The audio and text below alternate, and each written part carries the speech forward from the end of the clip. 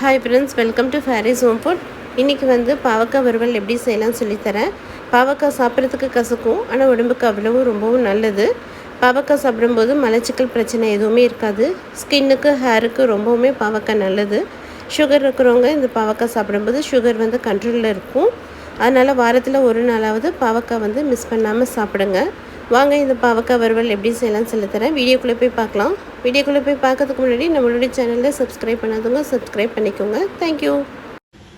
பாவக்காய் வறுவலுக்கு 1/4 கிலோ பாவக்காய், சின்ன பாவக்காய் இந்த மாதிரி குட்டி குட்டியாக நறுக்கி வச்சுக்கோங்க.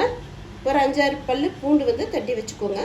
ஒரு தக்காளி, பழுத்த தக்காளியை ஒரு தக்காளி, சின்ன வெங்காயம் ஒரு 10-15 சின்ன வெங்காயம் கட் பண்ணி வச்சுக்கோங்க.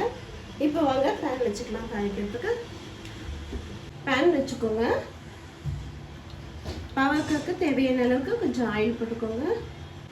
எண்ணெய் சுடானதும் 1/4 டீஸ்பூன் உளுத்தம்பருப்பு, 1/4 டீஸ்பூன் கடுகு உளுத்தம்பருப்பு பொரிஞ்சதும் தட்டி வச்சிருக்கிற 5 பல் பூண்டு போட்டுக்கோங்க. பூண்டு போடும்போது நல்லா வாசனையாக இருக்கும், பாவக்காவும் நல்லா டேஸ்டாக இருக்கும். கொஞ்சம் கருவேப்பிலை, ஒரு 10 மிளகாய் இந்த மாதிரி கீரி போட்டுக்கோங்க. பொடியாக நறுக்கின 10-15 சின்ன வெங்காயம். சின்ன வெங்காயம் இல்லைன்னா பெரிய வெங்காயம் போட்டுக்கோங்க. சின்ன வெங்காயம் போடும்போது நல்லா டேஸ்ட்டாக இருக்கும். எல்லா சமையலுக்குமே சின்ன வெங்காயம் நல்லா டேஸ்ட்டும் கொடுக்கும், உடம்புக்கும் ரொம்பவும் நல்லது. 1/4 டீஸ்பூன் மஞ்சள் தூள், 1 டீஸ்பூன் குழம்பு மிளகாய் தூள், 1/2 டீஸ்பூன் வெறுமிளகாய் தூள். குழம்பு மிளகாய் தூள் இல்லைன்னா 1 டீஸ்பூன் வெறுமிளகாய் தூளே போட்டுக்கோங்க. பழுத்த தக்காளியாக ஒரு தக்காளி,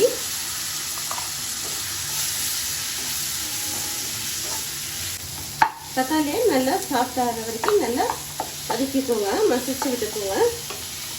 எடுத்து வச்சிருக்கிற 1/4 கிலோ பாவக்காய்,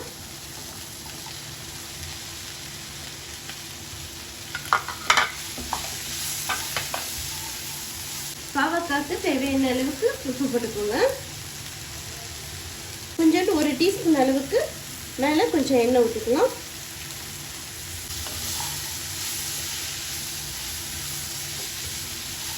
உப்பு காரம் செக் பண்ணிக்கோங்க. உங்களுக்கு காரம் கொஞ்சம் தேவைன்னா நீங்கள் காரம் போட்டுக்கோங்க.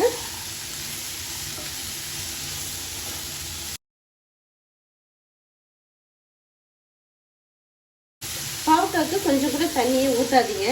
நம்ம தண்ணி ஊற்றி நம்ம எந்த பொரியலும் பண்ணாலுமே அதோட சத்து எல்லாம் போயிடும். அதனால் தண்ணியே ஊற்ற வேண்டாம். நம்ம அடுப்பு சிம்மில் வச்சு பண்ணாவே சூப்பராக காய் எல்லாமே வெந்துடும். ஆல்ரெடி வெங்காயத்தில் தண்ணி விடும், தக்காளியில் தண்ணி இருக்கும், அதனால் நம்ம தண்ணி எதுவுமே போட வேண்டாம். இப்போ 5 மினிட்ஸ் மூடி போட்டு விட்டுட்டு அப்படியே அடுப்பு சிம்மில் வச்சுருங்க. இடையில கிளறி கொடுத்துக்கோங்க. 5 மினிட்ஸ் ஆயிடுச்சு பாருங்க. சூப்பராக தண்ணியே ஊற்றாம பாவக்காய் பாருங்க எந்த அளவுக்கு சூப்பராக வெந்திருக்கு.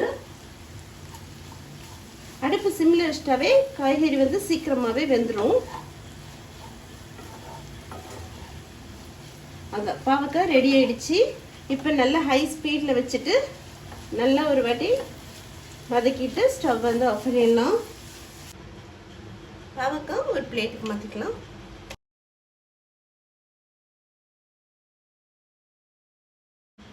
டேஸ்டியான சுவையான பாவக்காய் வறுவல் ரெடி ஆயிடுச்சுங்க. இது ரொம்பவுமே நல்லா இருக்கும். ரசம் சாதம், சாம்பார் சாதம், பருப்பு சாதத்துக்குலாம் ரொம்ப நல்ல டேஸ்ட்டாக இருக்கும். இதே மாதிரி செஞ்சு பாருங்க. கொஞ்சம் பாவக்காய் கசக்கத்தான் செய்யும், ஆனால் உடம்புக்கு ரொம்பவுமே நல்லதுங்க. இதே மாதிரி நீங்களும் செஞ்சு பாருங்க.